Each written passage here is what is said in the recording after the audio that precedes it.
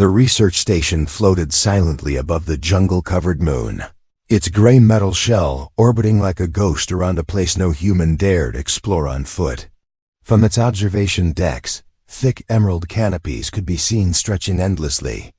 Below, hiding creatures so wild and dangerous that most missions lasted less than a day before someone had to be evacuated or declared missing. It was the kind of place that smelled of death even from orbit, but humans, being who they were, curious and stubborn, had decided to build a small station to learn more about it. They named the moon Draction 9, though the scientists had a dozen code names for it based on terrain patterns and thermal readings. But to Leah, who worked the night shifts maintaining systems and logging behavioral data, it was just another cold post among the stars. Leah wasn't a soldier, nor a scientist of high rank. She wasn't the type who gave orders or built weapons. Her job involved small tasks that the others didn't bother with.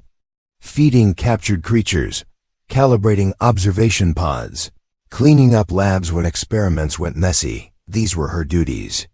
Most days were slow, filled with screen readings and dull footsteps across metallic floors. But everything changed the night the team brought in the beast. It had taken 3 drones, 5 shock nets, and 1 damaged dropship to retrieve it from the wilds below. The creature arrived unconscious, covered in dried blood and thick layers of mud, muscles twitching under a hide that looked like stone. The team locked it inside Containment Bay 6, behind reinforced shields and energy fields, calling it Subject 87X. Its file said it belonged to a warrior species not catalogued before. One known for destruction, one that did not recognize language or diplomacy. The senior staff warned that it should be sedated at all times and never approached alone.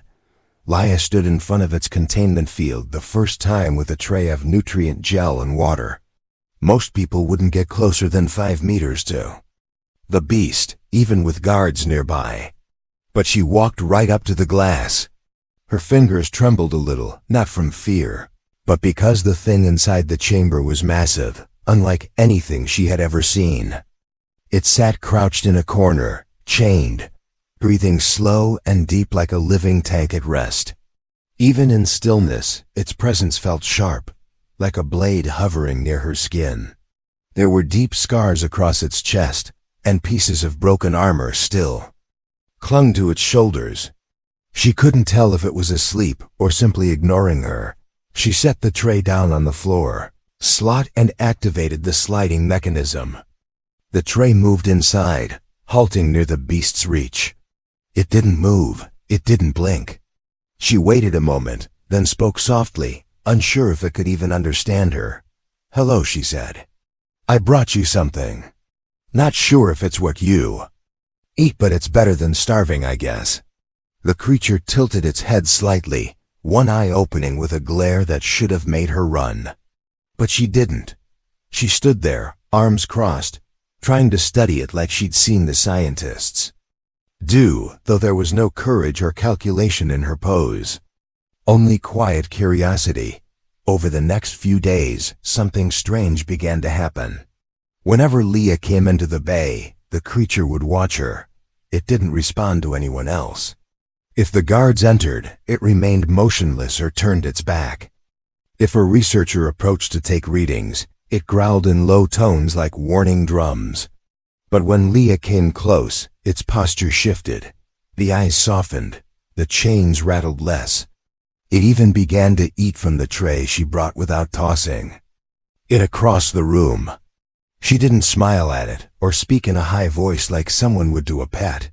She just talked, calmly, like it mattered, like it was a person, even if it couldn't speak. One evening while she was finishing the temperature checks, she noticed how much grime still clung to the creature's skin. The mud was layered with crusted blood and burns that hadn't been treated. No one had tried to clean it or help it heal. The files said its skin was thick enough to resist infection, but still, it looked awful. She leaned forward against the glass, studying it. "You look like you crawled out of a garbage pit," she muttered. "You need a bath." The creature blinked at her, slow and confused, as if the word meant something alien to its mind. The next night she returned with a small cleaning kit in her bag. Nothing fancy, just wipes, a cloth, and a bottle of no-scent foam soap approved for multi-species contact. The guards laughed when she passed by. "You giving that thing a makeover?" one of them joked. She didn't respond. The idea wasn't to make it pretty. She just couldn't stand looking at the filth anymore. When she entered the chamber, she asked the system to lower the internal shields to cleaning level 2. A risky move, but one she was allowed in her clearance bracket as long as the subject remained restrained. To her surprise, the creature didn't resist when she stepped forward. It growled, not in anger, but confusion. When she began wiping its shoulder, it flinched as if touched by fire, but it didn't lash out. She worked slowly, avoiding the eyes, speaking softly the whole time. "You don't need to fight me. I'm not trying to hurt you. You've had enough of that, I think." Her voice was steady, but her hands shook. Not because of fear now, but because the creature let her touch it. No one expected that. Not even her. That night she wrote in her personal log that something inside it was changing. She didn't know what or why, but she could feel it. The beast wasn't just muscle and rage. There was something underneath all that. Something watching. It wasn't tame, not yet. But it wasn't wild either. At least not with her.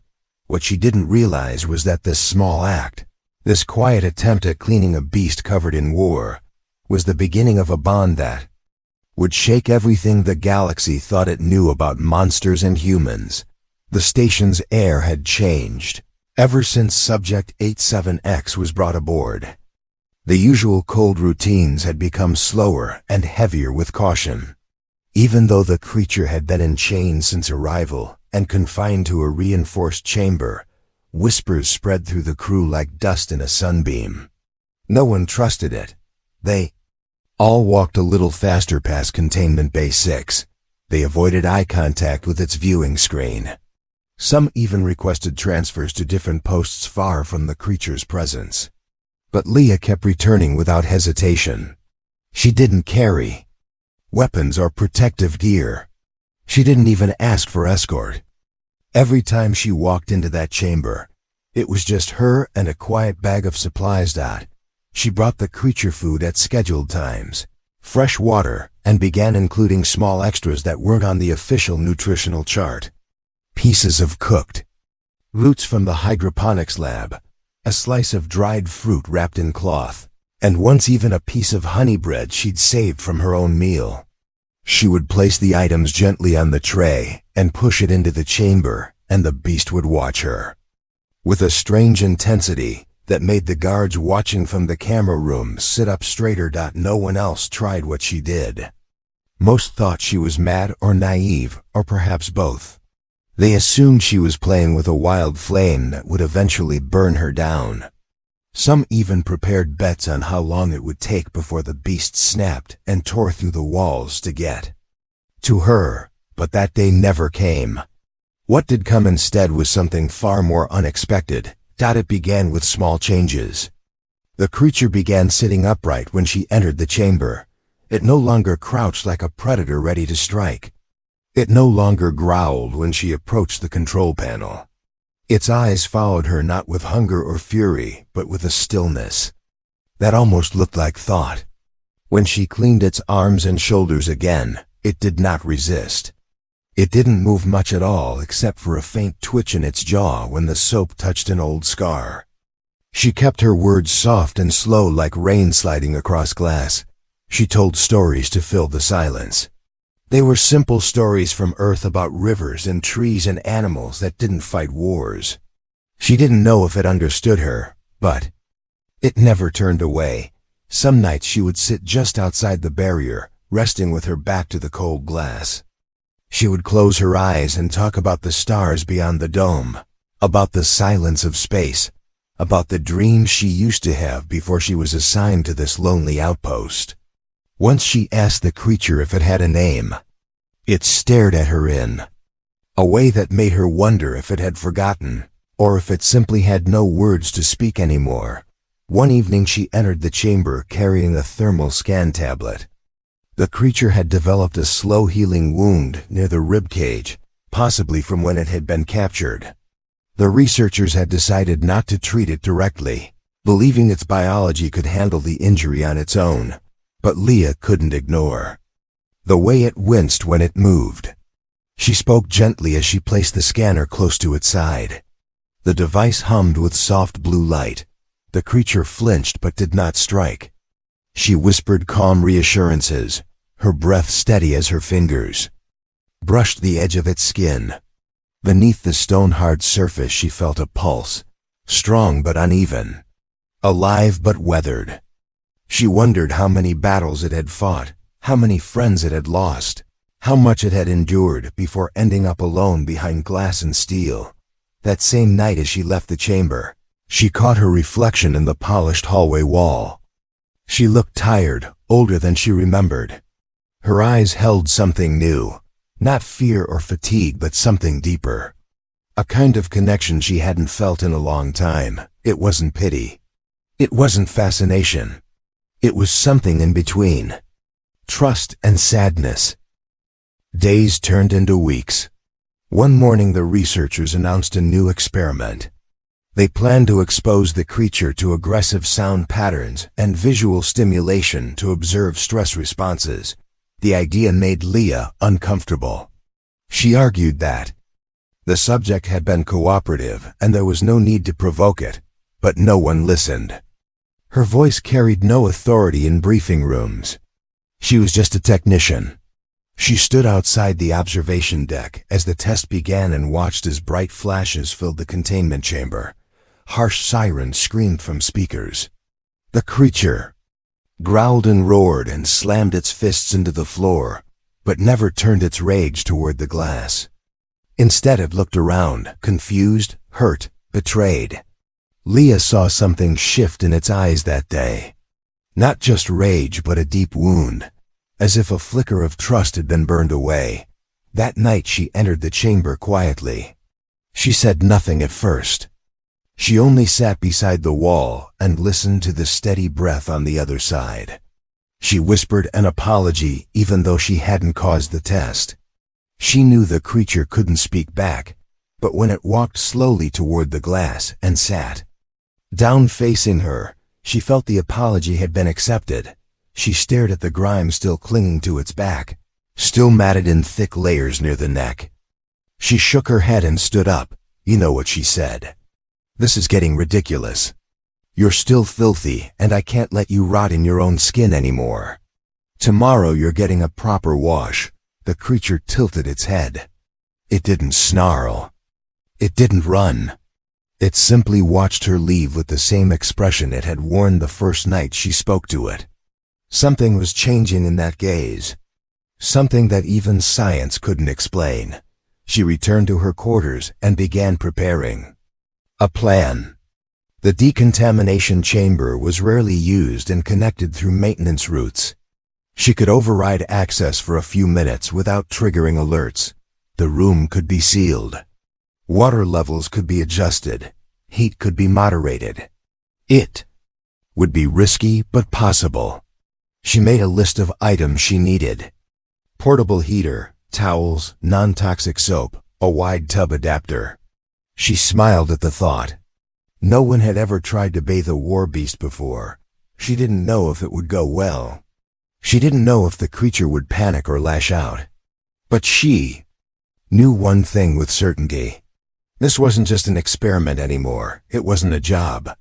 It was a bond forming where none was expected. A savage beast from a world of fire and blood was learning something no weapon could teach: gentleness, safety, connection. And she was ready to prove that even the most fearsome creature in the galaxy could learn to trust if given a little time. And a lot of soap. The station's artificial lights hummed low as Leah moved through the maintenance corridors with silent determination, her arms full of towels, a heated bucket, a spray bottle, and a pack of soft cloths secured under one elbow. She had been preparing for this moment since the day she saw the grime covering the creature's shoulders and chest. She had told herself she was doing it for hygiene, for health, for protocol compliance, but the truth was something else entirely. It was the first time in her life that she felt the strange kind of importance that didn't come from rank or orders. This was personal. This was a choice. The decontamination room was small, tucked away in the lower engineering sector, mostly used for sterilizing suits after planetary missions. She had overridden the system with a timed maintenance code, giving herself just enough of a window to enter undetected and return before anyone noticed the room had gone active. She checked everything 3 times: the temperature of the water, the security locks, the environmental balance. Everything had to be perfect. She returned to Containment Bay 6 with a portable stun pad clipped to her belt, not because she planned to use it, but because security protocol demanded it, and she needed something to calm the guards if they questioned her. She walked through the automated gate slowly and quietly, the way she always did, not to provoke, not to disturb. The creature was awake, crouched low in the far corner, its arms resting over its knees, eyes glowing faint in the dim light. It rose when it saw her, not with aggression, but with quiet curiosity and something that felt dangerously close to expectation. She looked up into its eyes and spoke with a voice that carried neither command nor fear. "Follow me," she said, slowly, pausing between the words. Her hand gestured once toward the door, not forcing, not pushing, only suggesting. The creature stared at her a long moment, and then with a faint creak of chain it moved. The reinforced cuffs were still fastened around its wrists, but connected only by a short bar, now loose enough to allow movement. It followed her through the winding corridor without resistance. When they entered the decontamination chamber, the warm mist had already begun to form. The water tub stood in the center, filled to halfway with foamy white bubbles that smelled faintly of lavender and something sweeter, maybe vanilla or fruit. The lights were dimmed to avoid overstimulation. Leah turned to face the creature, and for the first time saw something close to hesitation in its eyes. Stepped to the side and motioned toward the tub. "This isn't a trap," she said calmly. "It's just water and soap and a little heat. I promise it won't hurt you." She didn't expect a reply, and none came. But the creature took one slow step forward, then another, until it stood at the edge of the steaming foam. It looked down at the water, confused, then back at her, and made a low sound somewhere between a growl and a question. She dipped her hand into the warm water and splashed it lightly across her arm, then wiped it dry with a towel. "See," she said, "it's safe." The creature tilted its head, watching her. Then slowly, like a boulder shifting down a slope, it began to crouch beside the tub. Its hands moved, first testing the surface, then its arms, and finally it stepped one massive leg into the water, and then the other. The reaction was instant. The creature stiffened, every muscle in its body tightening like cables under tension. Steam rose around it as it sank deeper into the water, the bubbles clinging to its skin. It let out a guttural sound, not of pain, but of sheer alarm, something ancient and primal and confused. It flailed once, sending a wave over the edge of the tub, then grabbed the sides as if expecting the floor to collapse beneath. Leah couldn't help it. She laughed. A short, breathless laugh that echoed off the metal walls. "You're acting like it's a battlefield, not a bath." She reached for the sponge and dipped it in the water, then began gently scrubbing the creature's shoulder, careful not to touch any old wounds. It hissed low and deep, but didn't strike. Its breathing was fast, but not hostile, more like panic, slowly fading into stunned silence. She worked methodically, cleaning layer after layer of grime from its skin. Underneath the mud and dried blood, the creature's hide wasn't just gray. It had subtle tones of deep bronze and blue, like stone warmed by fire. She rinsed the sponge again and moved to its arms, then its chest, always speaking softly as she worked. She told it stories about her first bath as a child, about rivers on Earth, about swimming in rainwater tanks during summer storms. She didn't know if it understood, but it listened. At one point the creature let out a sharp sound as the bubbles clung to its face and nose, and it recoiled, splashing backward like it had been struck. She wiped the foam from its face with a towel, gently holding its jaw to steady it. "Relax," she said, her voice warm and steady. "They're just bubbles. You're not under attack." I swear. Slowly the tension in the room faded. The steam wrapped around them like a soft blanket. The creature no longer growled, no longer twitched at every touch. Its breathing evened out. Its shoulders lowered. Leah moved to the edge of the tub and sat beside it, drying her arms on a spare cloth. She looked up and saw the creature watching her, not like prey, not like enemy, but like something trying to understand. Something no weapon or soldier had ever shown it before. She reached out and tapped its forehead lightly with her knuckle. "You're not so scary when you're clean," she said with a small smile. The creature blinked slowly and made a low sound like a deep sigh or the echo of a word that never formed. When the water began to cool, she helped it out of the tub, drying its arms with a fresh towel. The bubbles clung to its legs like soft foam. Armor, but it didn't panic this time. It stood silently, letting her finish her work, not flinching, not growling, just watching her with steady eyes. She guided it back through the hidden corridor toward the containment chamber. The guards didn't ask questions when she returned. They had seen nothing. The system logs would show only standard readings. No one would know what had taken place except the two beings who had shared it. As the chamber doors closed behind the creature, Leah turned one last time to face it. Its eyes met hers, and for a moment, there was something unmistakable there. Recognition. Not of command, not of ownership, but of trust. She raised a hand and waved once, then whispered the nickname she'd been holding in her heart ever since that first quiet day. "Goodnight, Thumbhand." From inside the containment chamber, the war beast once feared across a dozen sectors blinked, slowly lowered its head, and let the scent of lavender follow it into dreams. The days following the bath were quiet but not empty. Something had changed between Leah and the creature that even the air inside the station seemed to notice. Though they never spoke in words, their silences now carried meaning. Thumpa, she called him no longer. Paced behind the glass like a trapped animal, he rested. He watched. He waited calmly each time she entered the chamber. She still brought him food and soft towels, and he accepted them without question. The fear was gone, or perhaps it had simply been replaced by something new. Something deeper. He would now move to sit near the edge of the barrier when she spoke, and sometimes he would reach out and gently place his hand against the glass as if to say he understood her, even if he could never say so aloud.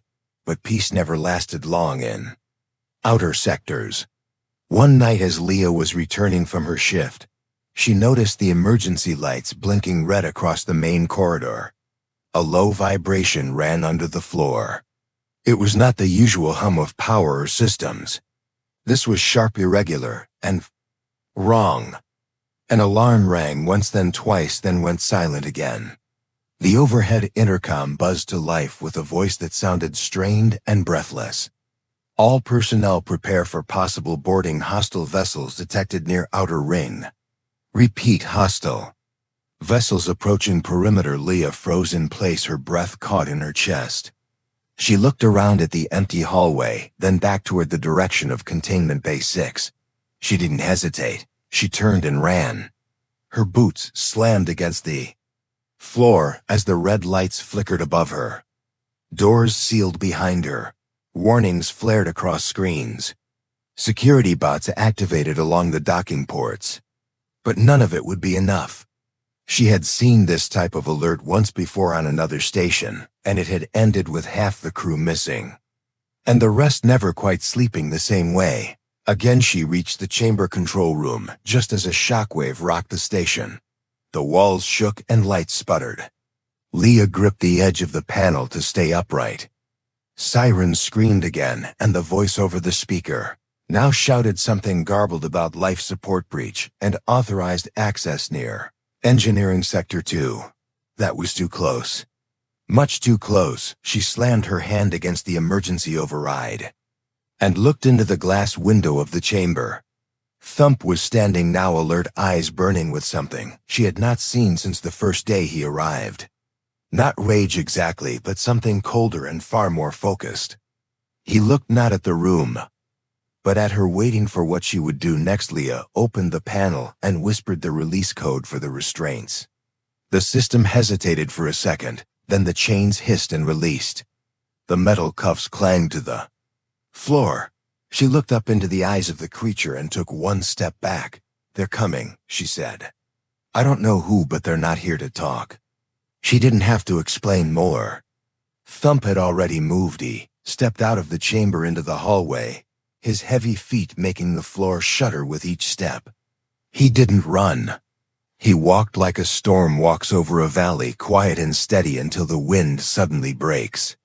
His shoulders rolled as if shaking off years of stillness. His arms flexed once, then stilled.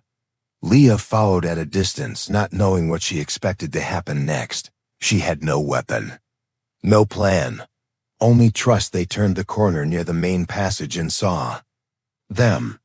6 figures tall, armored, not in human tech, but something rough and brutal, crafted from the bones of wrecked ships and scorched metal.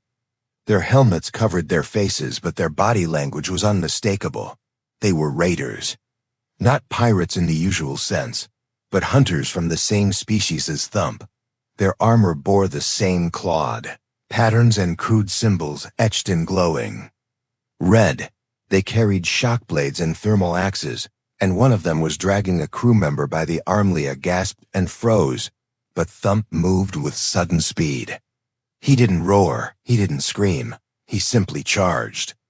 The hallway lit up with chaos as he slammed into the first raider like a meteor made of bone and fury.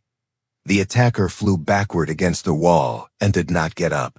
The others turned in, alarm weapons raised, but too late.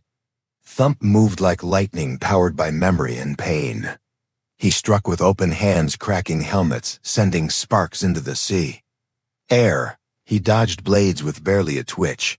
One raider tried to grab him from behind and was lifted and thrown through a bulkhead like a toy. Leah ducked behind a panel, watching with wide eyes as the creature she had once wiped bubbles from now fought with the grace of a warrior and the weight of a storm. The crew member who had been dragged pulled himself free and scrambled behind cover. The remaining 2 raiders hesitated, now stepping back, unsure of what they were seeing. One of them removed their helmet and shouted something in a harsh guttural voice. A name, maybe a command, but Thump didn't stop there. Was fear in their faces now, not confusion, not shock, real primal fear. One of them recognized him. Not as a lab subject, not as a prisoner, but as something far more dangerous. A former general, perhaps once thought dead, now reborn in silence and rage. They backed away, trying to retreat, but Thump did not let them go. He slammed the last one down with both fists, then stood breathing slow and heavy, his body covered in small cuts, but still strong, still whole. Leah stepped out from hiding, her voice shaking but clear. "It's over," she said. "You did it." The hallway was silent now, except for the flicker of broken lights and the sound of distant alarms. Thump turned to her, and for the first time in his eyes there was no fire, only calm. She walked forward slowly, unsure if he was still caught in the violence. But when she reached him, he simply looked down at her, then knelt around them. The hallway was wrecked debris, scattered walls, cracked raiders unconscious or worse. Yet in that space between them nothing was broken. He had not turned on her. He had fought to protect her. He had chosen her. She looked at the others arriving now, the engineers and medics and security officers, all frozen in place, unsure whether to run or bow. She raised her hand and said loud enough for all to hear, "He's with me. No one touches him.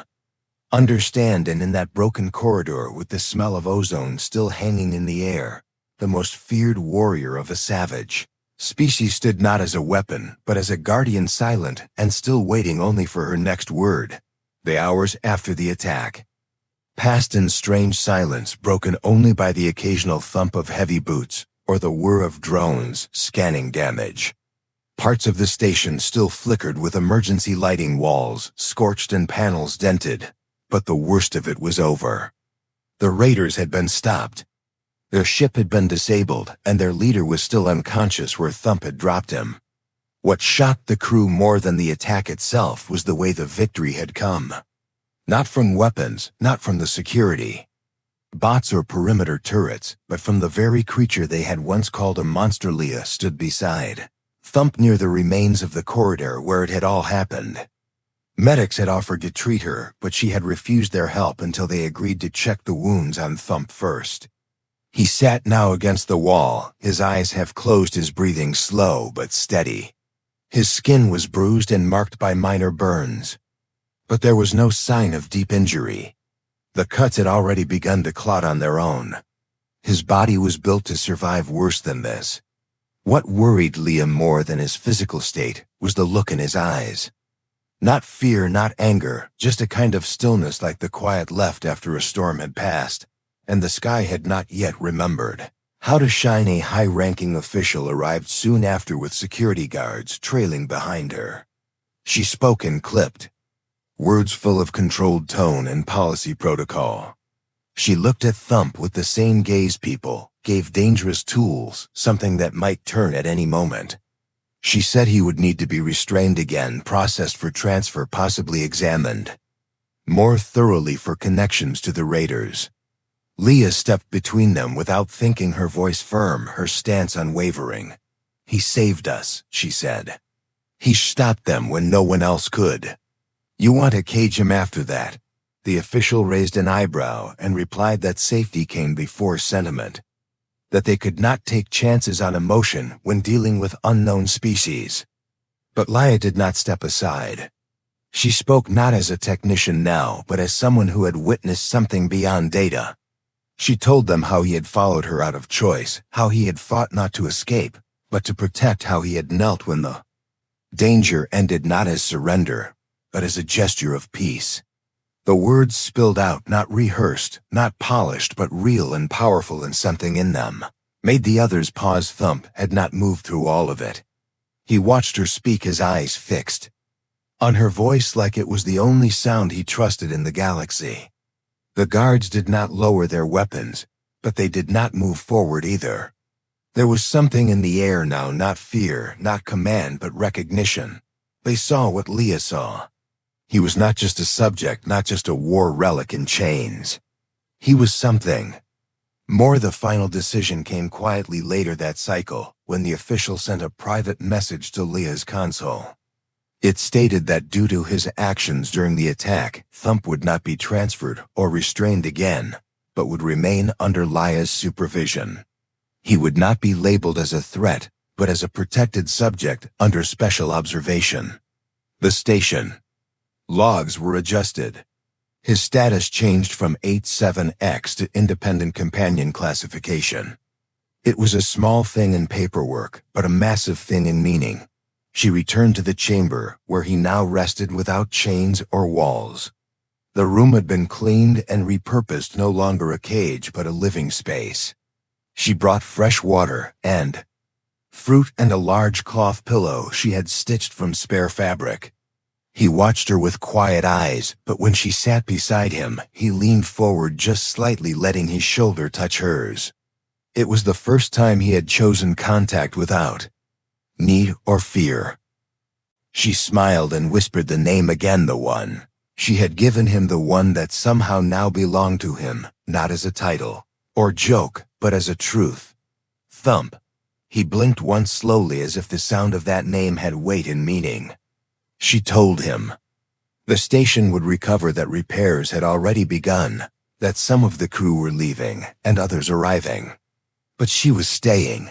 She said it simply because she meant it. "I'm not leaving you." Time passed differently after that. They walked together through the empty corridors at night, when the station slept, and only the stars blinked through the dome. He still moved with strength, but it was no longer the strength of fear. It was the strength of peace. She taught him how to use the console, how to watch the stars, how to listen to music without covering his ears. He learned fast, not in words, but in gestures and memory. One morning she brought a small round ball and rolled it across the floor. He stared at it, puzzled, then picked it up and sniffed it. She laughed and told him it was just a toy, something for fun. He crushed it in one hand and looked embarrassed, so she brought another one the next day, and this time he rolled it back. Slowly, awkwardly. But it made her smile, and he watched her smile like it was sunlight warming his face. She still cleaned his arms and checked his wounds, and sometimes even brought the lavender soap, though he growled at the sight of bubbles now. He never hurt her, never growled in anger, only confusion or mild protest. Once she spilled a cup of shampoo on his foot, and he made a sound so dramatic she nearly fell over laughing. "You act like you're under attack again," she had said through tears of laughter. He huffed and crossed his arms, but allowed her to finish cleaning. The others in the station began to greet him in small ways. A nod, a polite step aside, a shared look of respect. No one called him a monster anymore. They called him Liz, companion, her protector, her friend. The name Thump spread across logs and reports, and even found its way into a few headlines in distant colonies, though no one knew the full story behind it. Only she and he understood what it meant. In time they stopped separating roles. She no longer just cared for him. They worked together.